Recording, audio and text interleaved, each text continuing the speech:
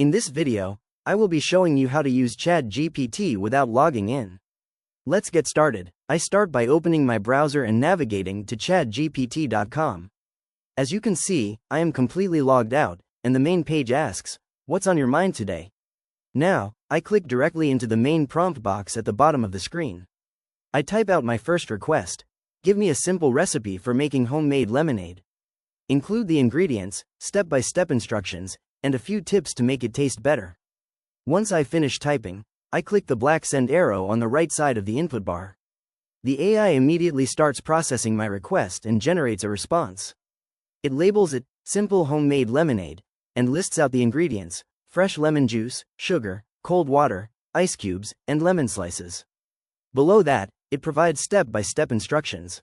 I scroll down slowly to read through the steps, which include making a simple syrup, juicing the lemons, mixing the lemonade, tasting and adjusting, and finally, serving it. Next, I want to see how it handles a follow-up question in this guest session.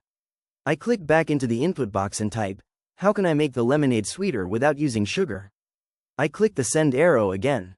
ChatGPT processes the new query and generates a detailed breakdown of sugar alternatives. It divides them into clean categories. First, it shows natural sweeteners like honey, maple syrup, agave nectar, and date syrup. Then, it suggests fruit-based sweetness like orange juice, ripe fruit puree, or apple juice. It also lists low or no-calorie sweeteners like stevia, monk fruit, and erythritol, and wraps up with some clever flavor tips, like adding a tiny pinch of salt or using fresh mint. I want to try one more prompt, so I click the input bar again. This time, I type, "Give me 3 different lemonade flavor variations I can try at home." I hit the send button. The AI instantly works on the response, generating 3 easy variations based on the original recipe. Now, let's explore what else a logged-out user can access. I click on the settings option in the bottom left corner.